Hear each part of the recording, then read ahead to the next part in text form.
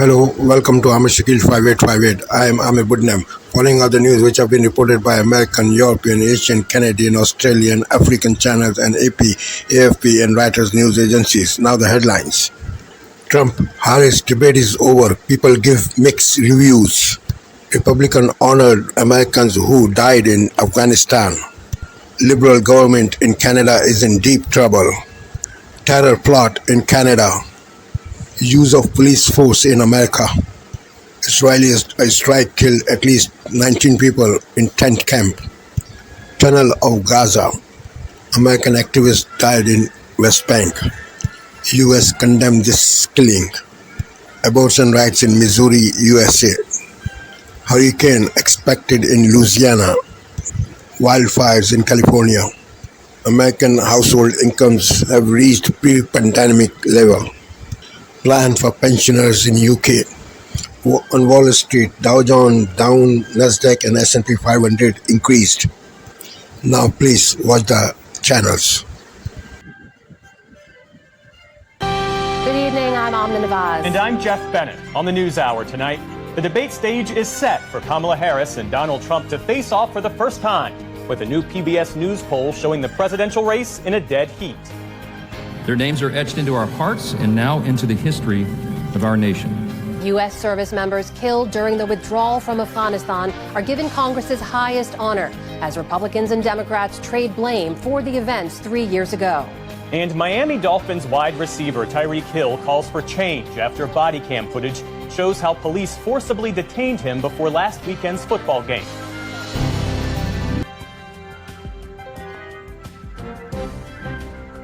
We start the day's other headlines in the Middle East. Palestinian officials say an Israeli airstrike on a tent camp early today killed at least 19 people and injured 60 more. The attack hit El Mawazi on Gaza's southern coast, which Israel had designated as a humanitarian zone. The Israeli military said it struck Hamas militants who had set up a command center in the area. Locals sifted through the ruins today. Scraps of what appeared to be tents, clothing, and entire cars were burned. An independent investigation into the shooting. Voters in Missouri will have a chance to weigh in on abortion rights this November. The proposal to enshrine abortion rights in the state constitution is expected to widely undo Missouri's 2022 near total abortion ban if it passes. A group of Republican lawmakers and abortion opponents had sued to stop the ballot question. Missouri is one of more than half a dozen states with abortion measures on the ballot this fall. Tropical storm Francine is gaining strength in the Gulf of Mexico with maximum sustained winds of 65 miles per hour as of this morning. The storm is heading northeast along the Texas coast and is expected to build into a hurricane before making landfall in Louisiana tomorrow. Speaking to reporters today, Texas Governor Greg Abbott warned residents to be ready for storm conditions. Now, we all know that the current predicted pathway of the storm continues to edge more toward Louisiana. Even though that's the case, these heavy rains, as well as the tornadoes that could come from the storm, still are a possibility. Abbott also said that Texas has sent trucks and firefighters to California to help authorities there battle wildfires. Extremely hot weather has fanned the flames, leaving behind a scorched landscape in San Bernardino County. The line fire has burned more than 40 square miles and forced around 6,000 people to evacuate. Firefighters hope cooler temperatures tonight will give them a chance to rein in the fire. Blazes are also burning in Idaho, Oregon, and Nevada. American households saw their incomes rebound to roughly pre-pandemic levels last year. That's according to the latest data from the U.S. Census Bureau. The median household income adjusted for inflation rose 4% in 2023 to around $80,000. That's the first increase since 2019 and roughly in line with that year's figure. The number of Americans living in poverty also fell slightly by less than 1%. And for the first time in 2 decades, men saw a larger increase in median incomes than women did. On Wall Street today, stocks ended mixed. The Dow Jones Industrial Average lost nearly 100 points on the day. The Nasdaq added more than 140 points to close above 17,000. The S&P 500 rose for a second straight day. And still to come on the NewsHour, Ukraine launches its largest drone attack yet on Moscow. Mission critical, a new report warns NASA's future is at risk. And a musician's improbable journey from Uganda to Austin, Texas. This is the PBS NewsHour from WETA Studios in Washington and in the West from the Walter Cronkite School of Journalism at Arizona State University. Today,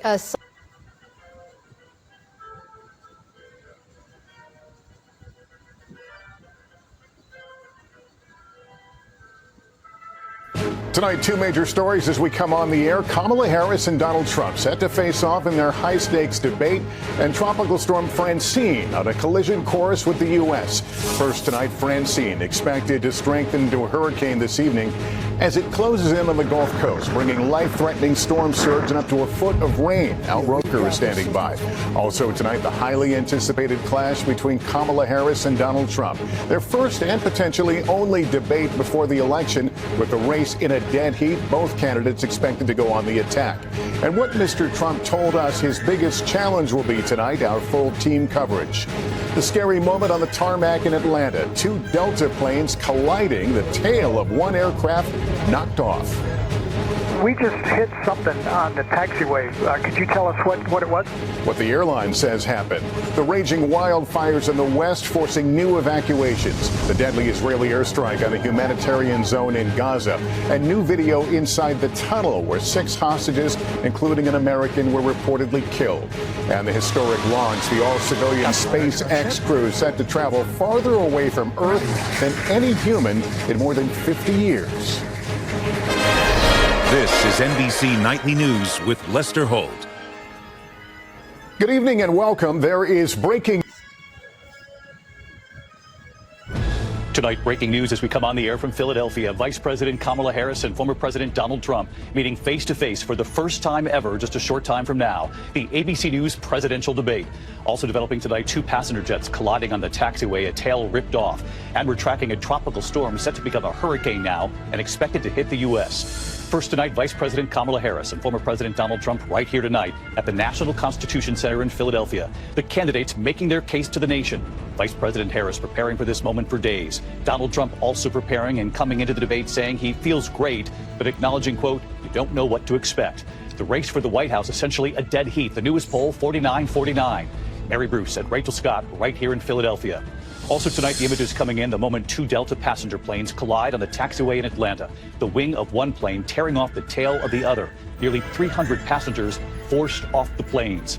Tonight, that tropical storm set to become a hurricane and set to hit the U.S. Dangerous winds, the storm surge up to 10 feet. Ginger Z is here. The new wildfire exploding in size in Southern California. The airport fire accidentally started by public works crews, destroying more than 9,000 acres already and now threatening communication towers. Thousands told to evacuate. The disturbing body camera video now made public tonight showing the moment Miami Dolphins star Tyreek Hill is forcibly taken from his car following a traffic stop. Minutes later, he's on the ground and in handcuffs. Tonight, Israel releasing chilling new images inside the Hamas tunnels, 60 feet underground, where the Israeli military says 6 hostages were killed, including American Hersh Goldberg Poland.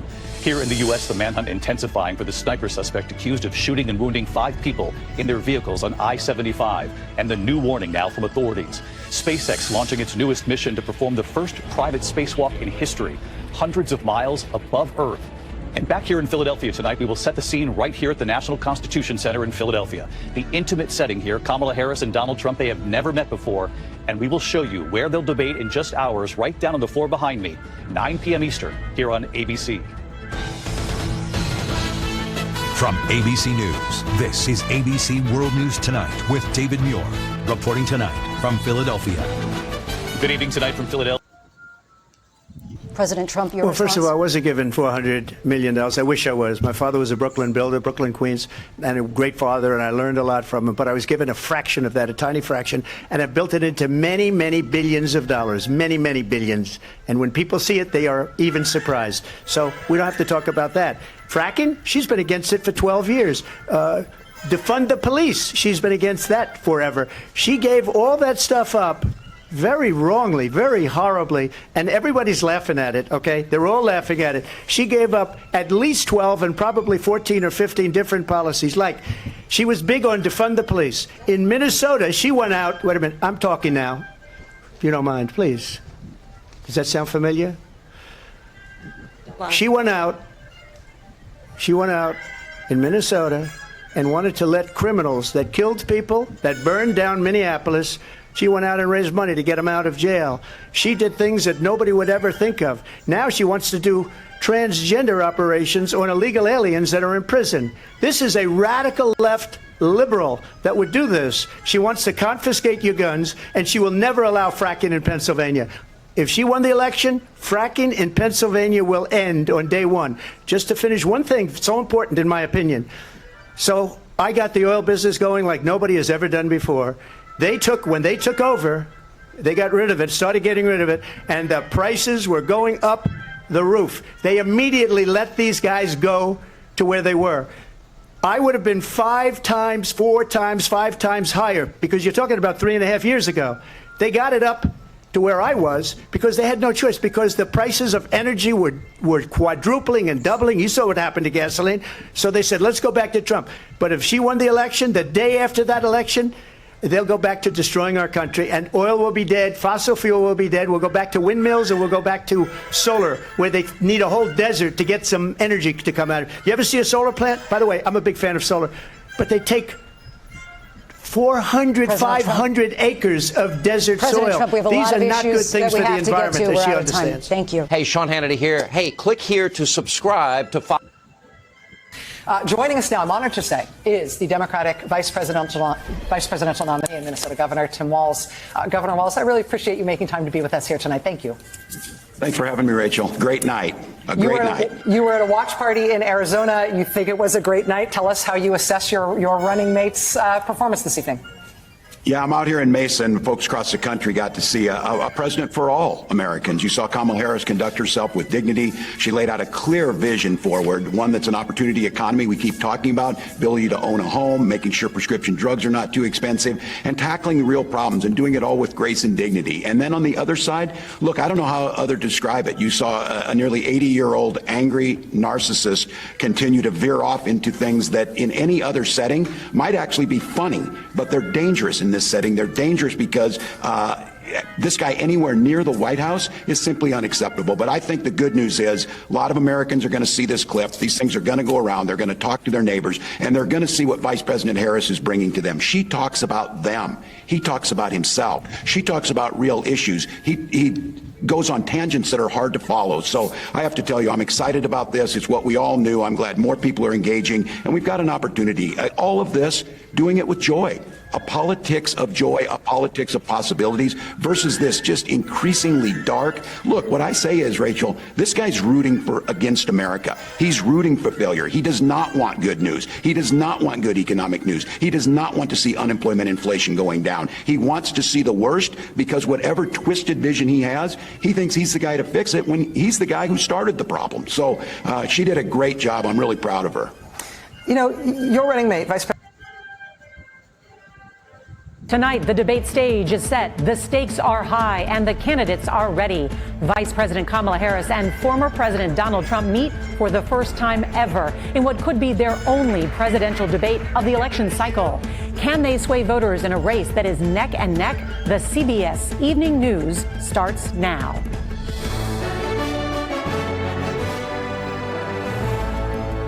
We are just hours away from the showdown America has been waiting for. Kamala Harris takes on Donald Trump on the debate stage. Good evening, I'm Norah O'Donnell in New York, and thank you for being with us. This is where it is happening, at Philadelphia's National Constitution Center. And it's hard to overstate how pivotal tonight's performances from the vice president and former president could be. Election day is 8 weeks from tonight, and right now the race is all tied up nationally and in a handful of battleground states.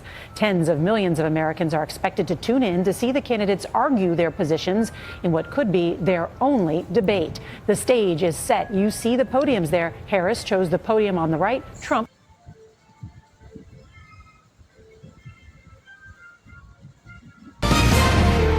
On this Tuesday night, the Liberals' mission to revitalize the party. Why they've turned to Mark Carney. We need real policies. As the NDP explained their breakup with the Liberals. Justin Trudeau's name is very radioactive in my parts of the country. New details on the man accused of plotting a New York terror attack, how he entered Canada. An NFL star's controversial arrest. When we tell you to do something, you do it. His side of the story and how police are defending their actions. Plus, text education. I do think it is much better. One Finnish town's decision to turn off tech in class and go old school. Global National with Donna Friesen. Good evening and thanks for joining us. The federal immigration minister has revealed. Paul, can you give us your sense of how things went, what it felt like, the moments that stood out to you? Yeah, this was Kamala Harris on offense, Adrian. This was the candidate, I think it's fair to say, that Democratic supporters in this country have wanted to see, somebody who is capable of taking on Donald Trump in a way that Joe Biden, certainly in recent months, was not able to do. Kamala Harris went hard against Donald Trump on a long list of fronts. It started out with a handshake, Kamala Harris walking across the stage to say hello to Donald Trump. They'd never met before. This was their first debate, obviously, as well. And then the niceties very quickly went away. They talked about the economy very briefly off the top, soon enough turning to what many have deemed one of the strengths of Kamala Harris, and that's reproductive rights. I want to play a clip from her on that as she took it to Trump on abortion rights. Donald Trump certainly should not be telling a woman what to do with her body. I have talked with women around our country. You want to talk about this is what people wanted? Pregnant women who want to carry a pregnancy to term, suffering from a miscarriage, being denied care in an emergency room because the healthcare providers are afraid they might go to jail, and she's bleeding out in a car in the parking lot? She didn't want that. Over the course of the debate, Adrian, she used her time to go after Trump on topic after topic after topic. He very quickly began to appear to be agitated, wagging his finger at times, calling her names, Marxist, radical left, liberal. When he started talking about his perspective that under Democrats the crime rates had gone up, Kamala Harris had this retort to that.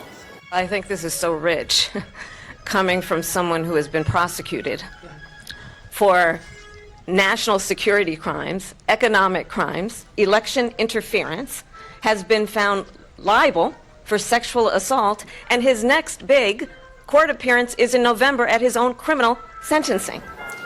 It's clear, Adrian, Kamala Harris was prepared. She had her list of subject matters that she wanted to take Donald Trump to task upon, and one by one, tonight she seemed to do that. Donald Trump had his... Tonight, a critical first face-off in Philadelphia on the biggest stage in U.S. politics. Kamala Harris and Donald Trump, the pivotal presidential debate to persuade millions of voters. Wait a minute, I'm talking now. If you don't mind, please. Does that sound familiar? You're talking about extreme. Locked in a dead heat and looking to break through. Convening for party caucus retreats with a new liberal hire dodging questions about his political future. Would you like to run for office? Look, I think that the story for today and the task that I've taken on is it's a big task. It's an important task.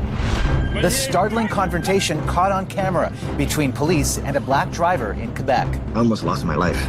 The terrifying moment a car barrels into a busy restaurant.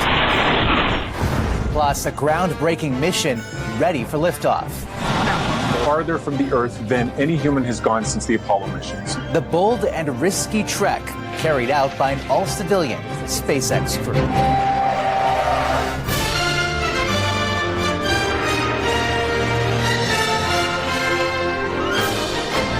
CTV National News with Omar Sachedina. Good evening, everyone. All breaking news. I report on the stories that matter from across Australia and New Zealand here on France 24. Rochelle Harrison-Pless, one of the 200 France 24 correspondents around the world. Good morning. You're watching France 24. I'm Oliver Farry, and this is Daybreak.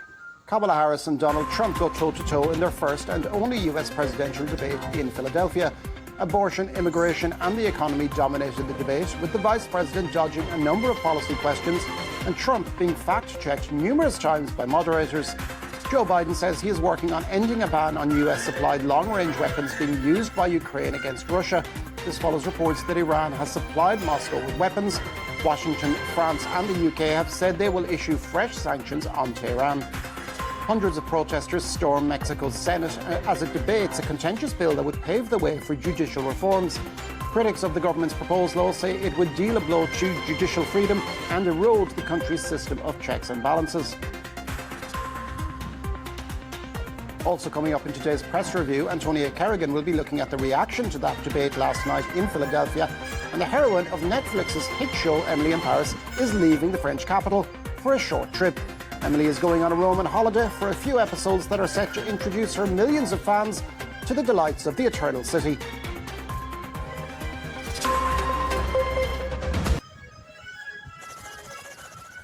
Russia launched joint Navy drills with China. That was announced by Russian President Vladimir Putin. He states the drills are an attempt to check Russia's combat readiness and to strengthen military cooperation with its allies. The Russian leader blames the United States for disrupting the balance of power in the Asia-Pacific region. Фактически США провоцируют гонку вооружений, не считаясь с безопасностью своих европейских и азиатских союзников. Формируют предпосылки для опасной кризисной ситуации в Европе и в Азиатско-Тихоокеанском регионе. Хочу подчеркнуть, Россия должна быть готова к любому развитию обстановки. The naval exercises are the largest of their kind in 3 decades and will span the Pacific and Arctic Oceans, the Mediterranean, Caspian, and Baltic Seas. The drills involve over 90,000 troops, more than 400 vessels at sea, and 120 aircrafts and helicopters. And inflation has halved since the year that we were elected, as the Prime Minister said earlier on in question time. If those opposite, and especially the honourable member, really cared about the cost of living pressures that our constituents are under, they would support our efforts to help with the cost of living. Instead, they oppose them. Order. Call to the member for McNamara. Thank you, Speaker. My question is to the Minister for the Environment and Water. How many renewables projects has the Albanese Labor government ticked off? How will these projects make energy cleaner and cheaper for all Australians? And how is the government's approach different to other proposals? Call to the Minister for the Environment and Minister for Water. Thank you so much, Mr Speaker, and thanks so much to the member for McNamara for his question. I know that he is a huge supporter of renewable energy, and I'm delighted to inform the House that I've now ticked off the 60th renewable energy project backed by this government. These 60 projects mean that we have now, on this side, ticked off enough renewable energy to power 7 million Australian homes. That is the equivalent of powering every home in New South Wales, in Victoria and South Australia. And it means that we're ticking off renewable energy projects at the rate of about 1 every 2 weeks. On Friday, I ticked off the huge 600 megawatt Birrua solar farm in New South Wales, which will see the construction of around 1 million solar panels, as well as 600 megawatts of battery storage. That's enough for 229,000.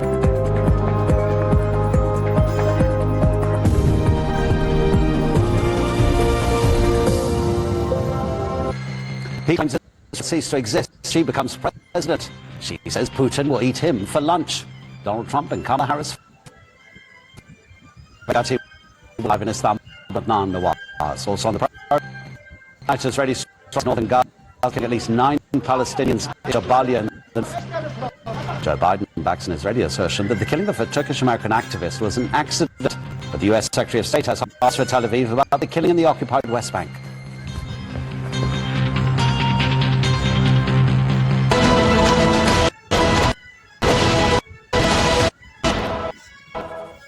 Hello again. It shouldn't be long. Still looking for the opinion polls after the presidential debate in the United States.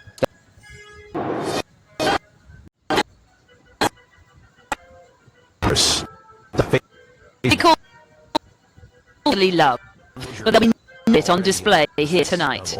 Kamala Harris here in the state of Pennsylvania for a historic standoff with Donald Trump. She's upended in the whirlwind 6 weeks since Joe Biden hastily handed her the nomination in July. It left Trump in a spin and his campaign flailing. He's yet to descend on Philly, preferring the adulation of the faithful and chats with trusted advisors before a face-off with a far more daunting rival. Is his junior. The two will meet face to face for the first time ever, yes, ever, in a room with no audience and with microphones muted to avoid interruptions.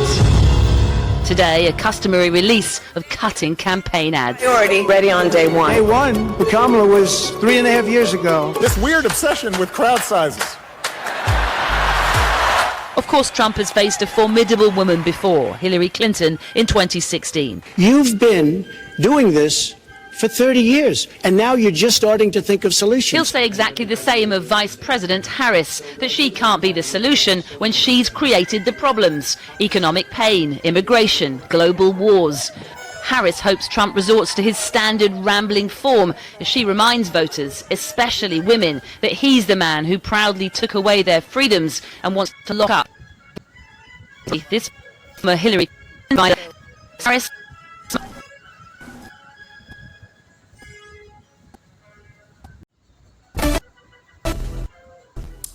This is your news, and these are our top stories.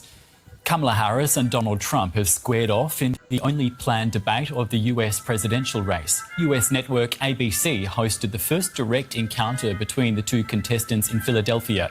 Harris attacked Trump for reduced abortion access and his refusal to accept defeat in the last election. Trump blamed the current vice president for the country's poor economic condition. The US Secretary of State has confirmed that Iran is supplying Russia with ballistic missiles for the war in Ukraine. Antony Blinken says Washington will respond with new sanctions against Iran. Germany, France and Britain condemn the delivery as an escalation. They have promised to impose sanctions against Iran's air transport industry. Protesters have stormed Mexico's Senate, shutting down a debate over controversial judicial reforms. The plans would see judges elected by popular vote. The proposals already passed the lower house of parliament, despite warnings from NGOs that it would threaten judicial independence. This is DW News from Berlin. There's more news on our website at dw.com. Good morning. It's 6 o'clock on today's show. The biggest moment yet in the race for the White House. Donald Trump and Kamala Harris face off in a high-stakes presidential debate. Plus, Keir Starmer is under pressure to help the poorest pensioners after more than 50 Labour MPs refused to back cuts to winter fuel payments. Plenty to come Wednesday, September 11th. They might shake hands, but there's little love lost. Donald Trump and Kamala Harris clash over jobs, immigration and abortion. In Springfield, they're eating the dogs, the people that came in. They're eating the cats. They're eating the pets of the people that live there. Donald Trump was there by 80 people. So let's be clear about that. And clearly he is having a very difficult time processing that. Also, Secretary heads to Ukraine as the US is lifting restrictions on using long-range missiles against Russia. Also to come, more than 50 Labour MPs refused to back out the winter fuel allowance for millions of pensioners. Could plans to expand the Women's World Cup boost the UK and Ireland's bid to host the tournament? And staying with sport, a golden night for England's golden boy Harry Kane marks his 100th cap in style as England win at Wembley.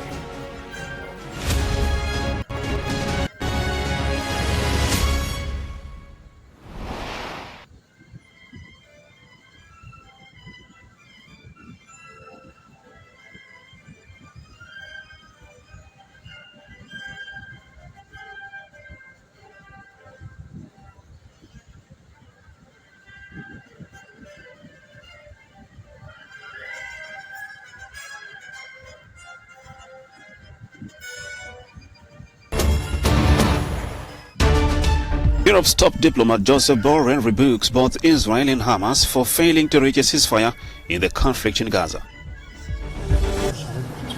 Europe's top diplomat Joseph Borrell rebuked both Israel and Hamas for failing to reach a ceasefire in the conflict in Gaza. Borrell was speaking during his visit to Egypt, expressing his frustration, saying efforts by mediators to reach a deal have been repeatedly blocked. We have been giving full support, Minister, to you, to Egypt, to Qatar and to the US on trying to look for a ceasefire agreement. A ceasefire that has been announced so many times. We are almost there, but we are not there. Why? Why? Quite simple. Because those who are waging war have no interest in putting an end to it.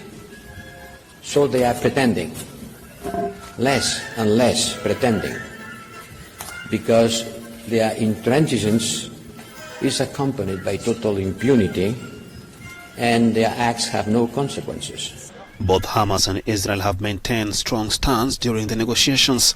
Israel wants to keep its soldiers in the corridor, while Hamas has called for a total withdrawal of Israeli forces in the region. Egypt, which along with the US and Qatar is mediating the talks, has also been strongly opposed to Israel maintaining a military presence on the border.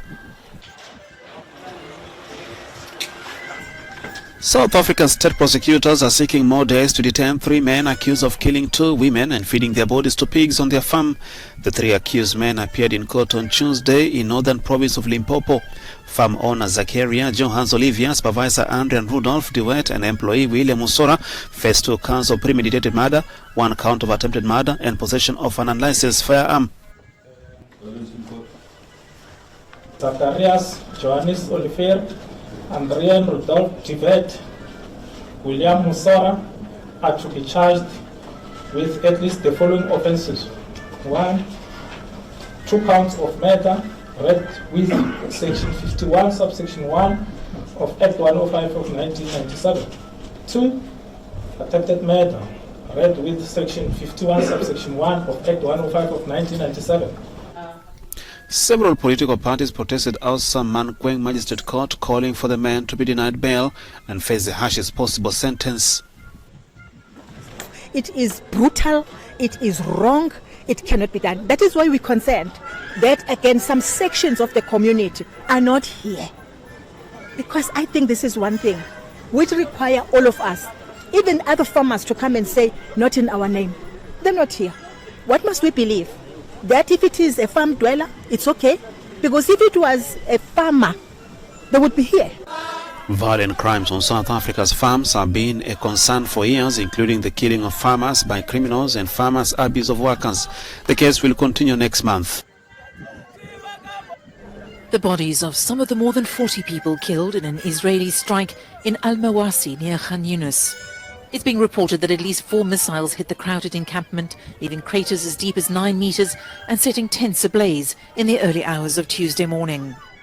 At least 60 others were wounded in the attack on the area, which is an Israeli-designated humanitarian safe zone for displaced Palestinians in Gaza. Israel targeted what it claims was a significant number of Hamas militants operating in the area.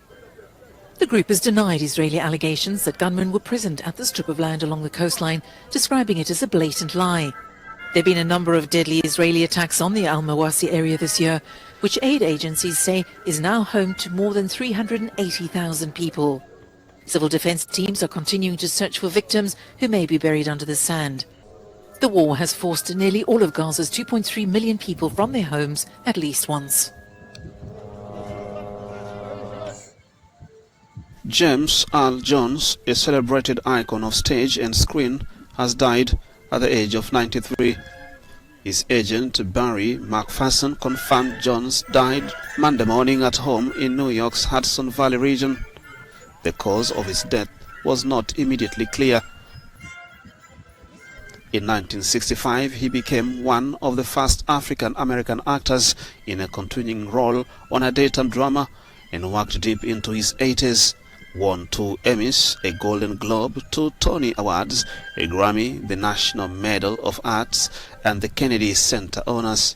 He was also given an honorary Oscar and a special Tony for Lifetime Achievement. In 2022, a Broadway theater was renamed in his honor.